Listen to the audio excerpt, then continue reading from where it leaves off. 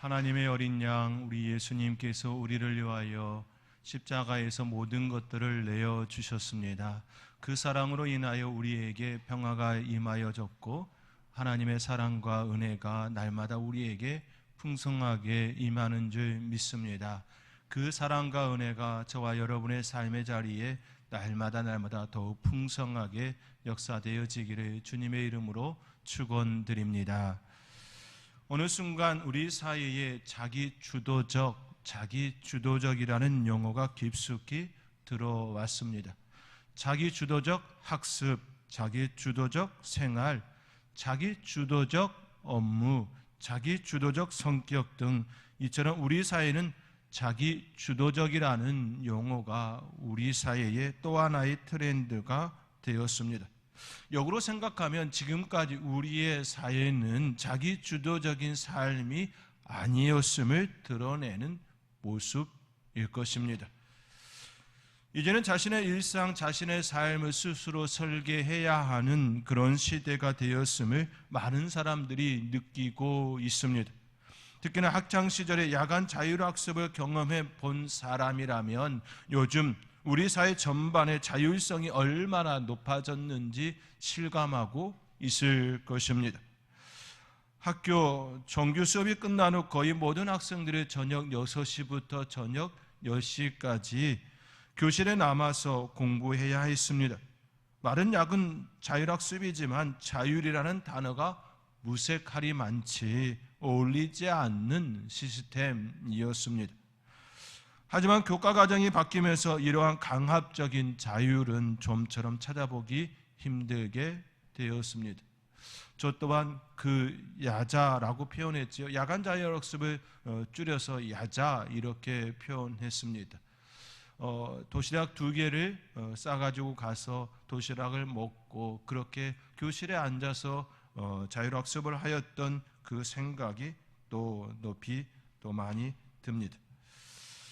말 그대로 정말로 자율이었지만 자율이 아닌 그런 시간이었지요. 정규 수업이 끝나면 이제는 각자 그들의 필요에 따라 학원이나 독서실 또는 어떤 이들은 학교에 남아 공부하는 이들이 있습니다. 이러한 모습은 학교뿐만이 아니라 사회의 자율성도 매우 높아졌습니다. 코로나19가 지속되어지면서 재택근무가 빠른 속도로 확산되고 기업 분위기 역시 근무자들이 언제 어디서 일하든지 상관하지 않는 방향으로 변화가 일어났습니다. 그들의 삶과 업무 환경의 자율성이 매우 높아졌습니다. 외부에 의해 계획된 계획표가 아닌 스스로 세운 자율적 계획에 따라 살아가야 하는 현대인의 삶이 되었습니다. 이제는 자신의 필요에 따라 회사에 나가서 업무를 보기도 하고 또 자기의 필요에 따라 재택근무를 하기도 합니다. 자신의 그 상황에 맞춰서 필요에 따라 회사에 가기도 또 집에서 근무하기도 합니다. 예전 우리 사회의 분위기에서는 도저히 상상할 수 없는 일들이 우리의 삶의 자리에 깊숙이 들어왔습니다. 그 대신 그만큼 더 책임이 커진 우리의 삶의 모습이기도 합니다. 예전 학창시절 학교에서 야간 자율학습을 하고 시험을 보았을 때에는 시험 결과에 대하여 학교를 핑계 삼을 수가 있었습니다. 학교에서 시키는 대로 다 하고 또 열심히 했는데 결과는 좋지 않았다는 그러한 핑계를 댈 수 있었습니다. 시키는 대로 다 했는데 이런 결과가 나왔다 이렇게 말할 수 있었던 것이지요. 그러나 자율적인 학습을 하는 이들에게는 더 이상 학교를 핑계 삼을 수가 없습니다. 그렇지요. 내가 선택해서 독서실에 갔고 내가 선택해서 학원에 갔고 내가 선택해서 학교에 머물렀고 내가 선택해서 집에서 공부하였기에 그 모든 책임은 자신에게 있기 때문이지요. 더 이상 학교라고 하는 그것에 핑계를 댈 수가 없는 그런 모습이기도 합니다. 그로 인하여서 일부에서는 자신의 의지 박약이나 흔들리는 삶을 지탱하기 위하여 특단의 조치들을 갈구하는 모습들도 일어나곤 합니다. 이러한 모습은 일찍이 프리랜서로 활동하였던 이들에게서 발견되었습니다. 그 모습은 일상에서의 일정한 패턴, 즉 루틴이었습니다. 우리는 흔히 작가나 음악가, 예술가처럼 직업적 특성으로 인해 일찍이 자유도가 높은 삶을 살아온 사람들은 불규칙적인 삶을 살았을 것이라 예단합니다. 잠자는 시간도 일어나는 시간도 그들의 마음에 이끄는 대로 생활할 것이라 그렇게 우리는 추측하고 생각했습니다. 그러나 그들의 삶은 일반적으로 생각하는 삶의 방식과는 다르게 매우 규칙적인 경우가 많았습니다. 특히 성공한 예술가의 삶일수록 더욱 규칙적인 삶의 방식을 그들은 채택하고 그대로 살았던 것이지요. 정신건강의학자들은 이구동성으로 삶의 규칙성이 무엇보다 중요하다 그렇게 이야기합니다. 소설 개미로 우리에게 많이 알려진 프랑스의 소설가 베르나르 베르베르는 매일 아침 똑같은 카페에 들려 아침을 먹고 오전 시간 동안 약 10쪽의 분량의 글을 쓰고 오후 1시부터는 사람들과 만나 점심을 먹는다. 이것이 그의 일정한 삶의 규칙 그렇게 이야기합니다. 무라카미 하루키는 아침에 일어나 달리기를 하고 간단한 식사 후에 글을 쓰고 오후에는 쉬고 저녁에는 음악을 듣는 그런 삶의 루틴을 따라갑니다. 어떤 이들은 작업이 밤에 이루어지는 것이 훨씬 효과적으로 나타난다, 효율적이다라고 여긴 이들은 밤에 일정한 그 삶의 패턴을 살아가는 이들이 또 있습니다. 일상에서의 반복된 삶의 규칙은 자신을 힘들게 하는 것이 아니라 오히려 그것이 자기에게 힘과 또 몸과 건강함을 유지시키는 그런 원동력이 되고 있다. 그들은 이처럼 말하곤 합니다. 이러한 삶의 모습은 이스라엘의 역사에서도 찾아볼 수가 있습니다. 이스라엘 백성들의 출애굽하여 광야에 이르렀을 때에 그들의 삶은 지루하기 짝이 없었습니다. 이집트에서의 삶과는 너무나도 다른 그런 삶이었습니다. 지금까지 누려왔던 삶의 패턴들이 모두 무너진 그런 삶의 모습이었습니다. 그렇지요. 이집트에서의 삶은 강제로 그렇죠. 남색과 같은 그런 성에 끌려가 일을 해야 했지요. 핍박과 박해 가운데에 그들의 삶을 살아야 했습니다. 그들의 그 땅에서의 이집트에서 삶은 자율적인 자기 주도적인 그런 삶이 아닌 억압과 그 타율적인 그런 강압 속의 삶을 살았습니다.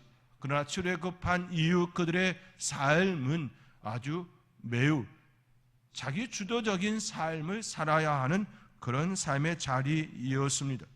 그러한 그들에게 하나님께서는 일정한 삶의 패턴을 주셨습니다.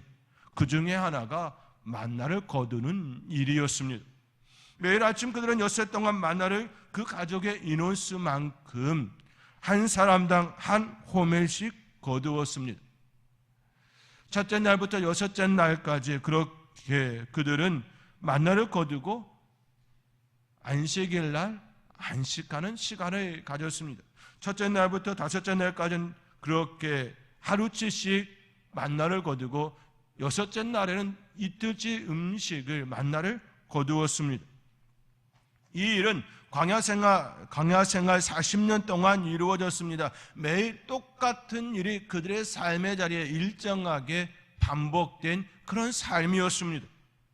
만나를 거두는 그 일은 하나님께서 그들에게 허락하셨던 삶의 루틴이었습니다. 일정하게 계속해서 반복되어지는 삶의 규칙인 셈이지요. 우리는 자칫 잘못된 생각을 할 때가 있습니다. 일정하게 반복되는 그 삶이 우리를 힘들게 하고 얽매이게 하고 그 자유가 없는 그런 삶처럼 여기게 할 때가 있지요.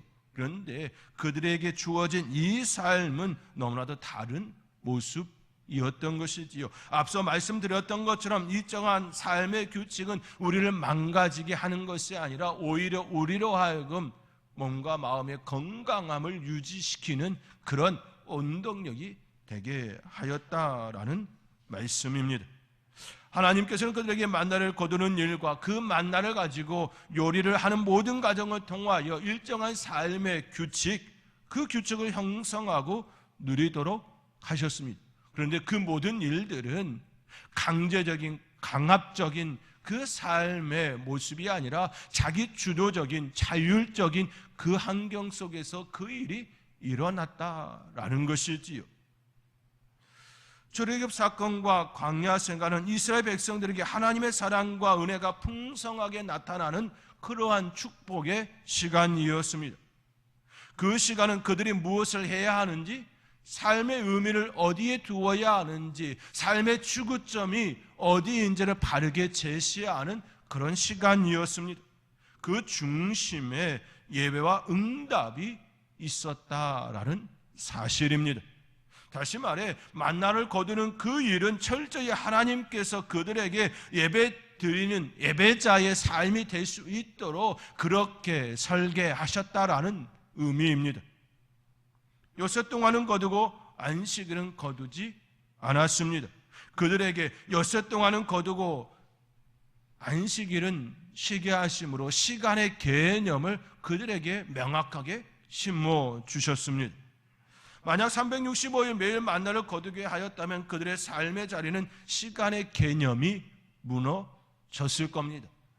360일 정말 똑같은 삶의 모습이 그들 가운데에 일어남이 되어지는 것이지요. 그러나 그들에게 그렇게 하지 않았습니다. 첫째 날부터 다섯째 날까지는 하루치에 만나를 거두게 하시고 여섯째 날은 이틀치를 거두게 하시는, 그리고 안식일은 쉬게 하신 그 사건을 통하여 시간의 개념을 두게 하심이지요. 또 만나를 거두는 그 양을 통하여 그들이 지금 내 시간이 어디에 있는지를 분명하게 알게 하여 주셨습니다. 또한 안식일 전날 이틀치에 만나를 거둠으로써 내일이 안식일이구나, 안식일을 준비하는 전날이 되게 했다라는 것이지요.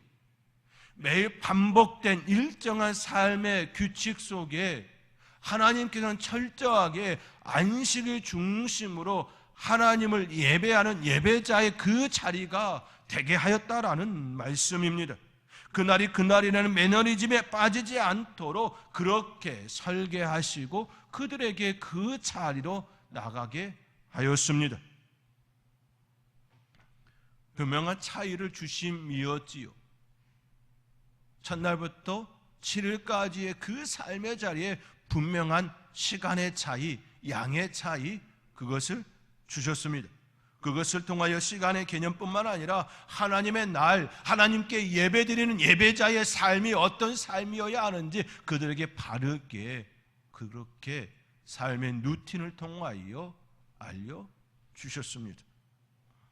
하나님의 날을 그들의 삶의 자리에 구별하심으로 예배가 그들의 삶의 자리의 중심이어야 함을 몸으로 체득하게 하셨다라는 사실입니다. 그들이 만나를 거둘 때마다, 그들이 만나를 요리하고 먹을 때마다 그들은 철저하게 몸으로 체득되어지는 예배자, 몸으로 경험하는 예배자임을 알게 하셨습니다. 이는 이스라엘 백성이 400년이 넘는 이집트 생활에서 놓쳤던 예배자의 마음과 자세를 가다듬게 하는 귀한 훈련의 연단의 시간이었습니다. 우리는 우리 하나님께서 광야의 그 40년의 시간을 통하여 철저하게 무너졌던 예배자의 그 삶, 그 마음을 훈련시키고 깨닫게 하셨다라는 그 사실을 우리는 우리의 마음에 담아야 합니다. 우리는 그 사실을 깨달아야 합니다. 왜냐하면 지금도 우리 하나님께서는 우리에게 이것을 요구하고 계시기 때문입니다. 우리가 예배자가 되기를 원하고 계십니다. 하나님을 높이는 예배자, 하나님을 예배하는 하나님의 사람이 되기를 지금도 원하고 계시기 때문입니다. 우리는 이것에 대하여 바르게 반응해야 합니다.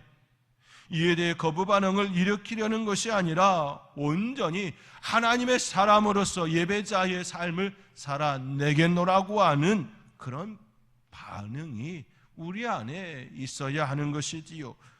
오늘 본문은 그 이유에 대하여 분명하게 또 제시하고 있습니다. 오늘 본문 8절의 말씀입니다. 오늘 본문 8절의 말씀 우리 함께 읽겠습니다.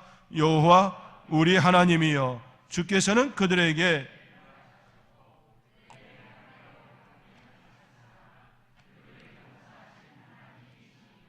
아멘. 시편 기자는 우리 하나님에 대하여 어떻게 고백하고 있습니까? 시편 기자는 우리 하나님에 대하여 세 가지로 그 짧은 말씀 가운데 고백하고 있습니다. 하나는 응답하시는 하나님, 또 행한 대로 갚으시는 하나님, 그러나 행한 대로 갚기는 하셨으나 우리를 용서하시는 그 하나님으로 고백하고 있습니다. 우리의 삶의 자리에서 일어나는 수없이 많은 사건과 고난과 사고들, 그리고 문제들 앞에서 하나님께 아뢰는 기도에 응답하시는 그분이라고, 응답하시는 하나님, 그 하나님이 이스라엘 역사 가운데에 분명하게 일어났습니다. 그뿐만 아니라 지금 우리가 사는 이 시대 가운데서도 여전히 우리 하나님은 그렇게 역사하고 계십니다. 오늘 읽지는 않았지만 6절 말씀에 그의 제사장들 중에는 모세와 아론이 있고 그의 이름을 부르는 자들 중에는 사무엘이 있도다. 그들이 여호와께 간구하며 응답하셨도다. 이스라엘 가운데 어려움과 난관과 고통과 여러 사건들이 있었을 때에 그들의 지도자들이 하나님 앞에 간구하며 하나님께서 응답해 주셨다라는 말씀인 것이지요. 이스라엘을 위하여, 그들의 필요를 위하여 어려운 문제를 만나 고난 중에 있을 때에 그들이 간구하였고 그 간구를 외면하지 아니하시고 하나님께서 들어주셨다라는 말씀입니다. 이것이 바로 하나님께서 이스라엘 백성들에게 베풀어 주신 사랑과 은혜였습니다. 우리는 지난 한 주간 특별 새벽 기도회를 가졌습니다. 여러분 중에는 그 기도를 통하여 분명한 확신 가운데 계신 분들도 있을 것입니다. 하나님께서 내 기도를 들으셨고 역사하고 계심을 의심이 아닌 확신 가운데에 나아가고 있는 여러분들이 계실 겁니다. 저 또한 그 사람들 중에 한 사람입니다. 한 주간 기도하면서 하나님께서 주신 그 확신 가운데에 저 안에 기쁨의 찬양과 감사가 있었습니다. 분명 함께 기도하는 성도님들의 그 기도 가운데에, 그 확신 가운데에 감사로 고백한 성도님들 계실 겁니다. 또 계속해서 하나님께서 역사하여 주시기를 간절히 바라며 기도하고 있는 성도님들도 계실 겁니다.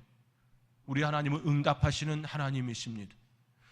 우리 성도님들의 그 삶의 자리에 일어나고 있는 수없이 많은 그 일들에 대하여, 그 문제에 대하여, 난관에 대하여, 사고에 대하여 외면하지 아니하시고 응답하시는 하나님이십니다. 시편 기자가 고백하는 것처럼 우리 하나님은 그런 하나님이십니다. 그 하나님을 바라보시며 더욱더 그 은혜 가운데에 머무는 하나님의 사람 되어지기를 주님의 이름으로 축원드립니다. 이스라엘 역사 속에서 하나님의 응답하심은 무수히 많이 나타났습니다. 출애굽한 이스라엘 백성들의 광야에서 목말라 할 때에 하나님께서는 모세에게 반석을 치라 명하지요. 반석을 치니 그 반석에서 물이 솟았습니다. 마라이스 물도 마찬가지였습니다. 물이 솟아 먹을 수 없다 원망하는 그들에게 하나님께서는 모세에게 한 나무를 물에 던지게 하셨습니다. 그리고 그 물은 달게 변하여 그 물을 마시게 되었습니다. 하나님께서 모세의 간구를 들으셨습니다. 불평하는 이스라엘 백성들을 위해서도 간구하는 그 기도를 들으시고 하나님께서는 쓴물을 단물로 변화시켜 주셨습니다. 우리 하나님은 간구에 응답하시는 하나님이십니다. 여러분이 간절히 기도하는 그 기도에 반응하시고 응답하기를 원하시는 그 하나님이시라는 것입니다. 그런데 시편 기자는 단순히 응답하시는 하나님이시기에 하나님을 높이고 하나님을 예배하는 자라고 그렇게 말하지 않습니다. 그분은 우리에게 응답해 주실 뿐만 아니라 우리를 용서하시는 하나님이시라고 그렇게 말하고 있습니다. 만약 우리의 행한 대로 우리에게 갚으신다면 하나님의 심판에서 벗어날 그 어떠한 존재도 없을 것입니다. 우리의 죄악은 우리를 덮고도 남습니다. 마치 거센 파도가 바다 위에 배들을 덮는 것과 같을 것입니다. 아무리 큰 배라 할지라도 태평양 위에 떠 있는 그 배들은 작은 배에 불과하지요. 그 바다 위를 전속력으로 달린다 할지라도 밀려오는 큰 파도를 벗어날 수가 없습니다. 우리의 죄악이 마치 이와 같습니다. 우리를 삼키려고 달려드는 그 죄악의 파도가 우리를 덮치려 할 때 우리 스스로는 그 파도를 이겨낼 수가 없습니다. 그러한 우리를 하나님께서는 용서하여 주신다 말씀하여 주시지요. 다 갚지 아니하시고 우리의 행한 그 행한 대로 다 갚지 아니하시고 용서하여 주신다 말씀하여 주십니다. 그렇게 시편 기자는 9절의 말씀과 같이 너희는 여호와 우리 하나님을 높이고 그 성산에서 예배할지어다 그처럼 말하고 있는 것입니다. 우리는 바로 이 사실을 기억해야 합니다. 하나님은 우리의 기도를 들으시고 응답하시는 하나님이십니다. 뿐만 아니라 우리를 용서하여 주시는 하나님이십니다. 우리의 죄악을 우리의 행한 대로 갚지 아니하시고 예수 그리스도의 보혈 가운데에 의롭다 말씀하여 주시는 우리의 하나님, 용서하여 주시는 하나님이십니다. 그 하나님께서 저와 여러분에게 베풀어 주신 그 사랑과 은혜를 기억하며 하나님을 높이며 하나님께 예배하는 저와 여러분의 삶이 될 수 있기를 주님의 이름으로 축원드립니다. 그렇다면 우리는 우리의 일상에서 얼마나 하나님을 예배하는 예배자이십니까? 우리는 얼마나 하나님을 높이고 있습니까? 하나님을 높이며 하나님을 예배하는 삶이 우리의 삶의 자리에서 루틴이 되어야 합니다. 우리의 일상에서 반복되는 삶의 모습, 그 모습이 되어야 합니다. 자기주도적 그 삶의 모습이 예배자의 모습으로 하나님께 나아가는 그 삶의 모습이 우리의 일상 가운데서도 매일 반복적으로 나타나야 한다라는 말씀인 것이지요. 마치 이스라엘 백성들이 매일 만나를 거두는 것처럼 예배가 우리의 일상이 되어야 한다라는 말씀입니다. 예배는 필요에 따라 드리는 것이 아니라 우리는 삶의 일부가 되어야 합니다. 예배는 우리의 삶의 일부가 되어야 합니다. 우리의 삶과 분리되어서는 안 됩니다. 하나님을 높이는 그 일, 하나님께 예배드리는 그 일, 그 모습은 우리의 삶의 자리의 일부가 되어야 합니다. 매일 우리의 삶의 자리에 경건의 시간이 있어야 한다라는 것이지요. 사랑하는 성도 여러분, 여러분의 일상의 일정한 그 패턴 속에, 그 루틴 속에 하나님을 높이는 그 일, 하나님과 만나기 위하여 그 일을 얼마나 하고 계십니까? 결단하시고 그 자리로 나갈 수 있기를 주님의 이름으로 권면드립니다. 한 생태학자가 개미의 활동을 추적해 그 동선을 기록해 놓았습니다. 우리는 보통 개미가 일사분란하고 체계적으로 움직인다라고 생각합니다. 개미가 한 줄로 서서 가는 모습을 매우 자주 접하기 때문입니다. 그러나 개미는 먹이를 찾기 위해 마치 실타래가 뒤엉킨 것처럼 어수선하게 움직입니다. 먹이가 어디에 떨어져 있는지 모르니 어디로 가야 할지 정한 바 없이 다니지요. 마치 이 모습은 방황하는 듯이 보인다라고 말합니다. 왔던 자리로 무수하게 오고 가고 갔다가 다시 오고 또 가고, 그런 모습이 무수히 많이 일어난다라는 것이지요. 그런데 먹이를 발견한 개미는 먹이를 물고는 자기 집을 향해 직선으로 달려갑니다. 헤매던 위치에서 제 집 구멍까지 최단 경로를 따라 곧장 일직선으로 향해 나아갑니다. 학자들이 연구한 바에 따르면 개미들이 먹이를 찾는 동안 태양과의 각도를 재두었다가 먹이를 물고 180도 회전하여 집으로 향한다라고 이야기합니다. 그런데 우리는 개미가 똑바로 자신의 집을 향해 해기하는 그 모습을 더 많이 보았지요. 그렇기에 그 먹이를 찾기까지 수많은 궤적을 그리던 곡선들을 생각하지 못할 때가 많고, 또 그것을 무시하거나 예면할 때가 참 많습니다. 왜냐하면 한 줄로 서서 가는 그 개미들을 많이 보았고, 흩어져 있는 하나하나의 그 개미의 그 곡선들, 수없이 많이 헤매어 있는 그 모습을 우리는 유심히 우리의 머릿속에, 우리의 시선 속에 두지 않았기 때문이지요. 먹이를 찾아 헤매던 수많은 동선들과 먹이를 찾은 후 집을 향해 곧게 뻗어가는 두 선이 결합될 때 개미들의 진정한 삶이 이루어지는 것이지요.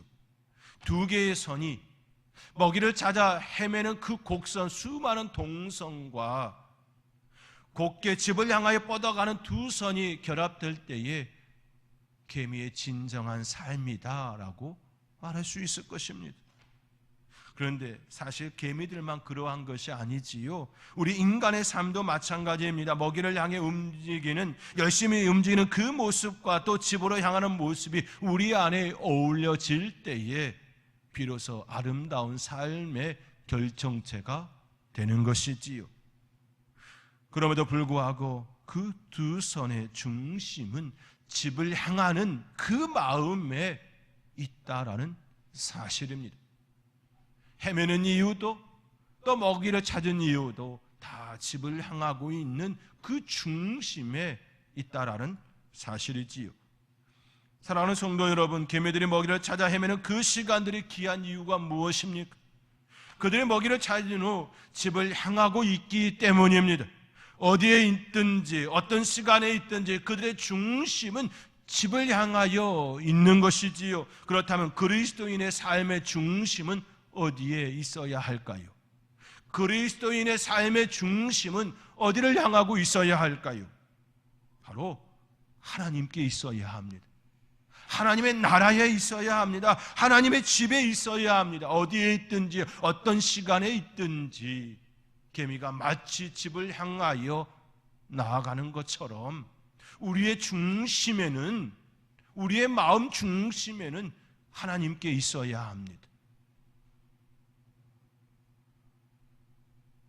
그 삶의 자리에 우리의 중심에 루틴으로 나타나야 하는 것이지요. 하나님을 높이는 삶이, 하나님께 예배하는 그 삶이 우리의 삶에 일정하게 계속적으로 나타날 때에 더 풍성한 은혜를 누리게 되는 줄 믿으시기 바랍니다. 그 은혜를 사모하며 이 한 주간 내 삶의 자리에 하나님을 예배하는 그 삶의 시간을 만들고 일정하게 살아내리라 결단하며 살아내는 저와 여러분이 될 수 있기를 주님의 이름으로 축원드립니다.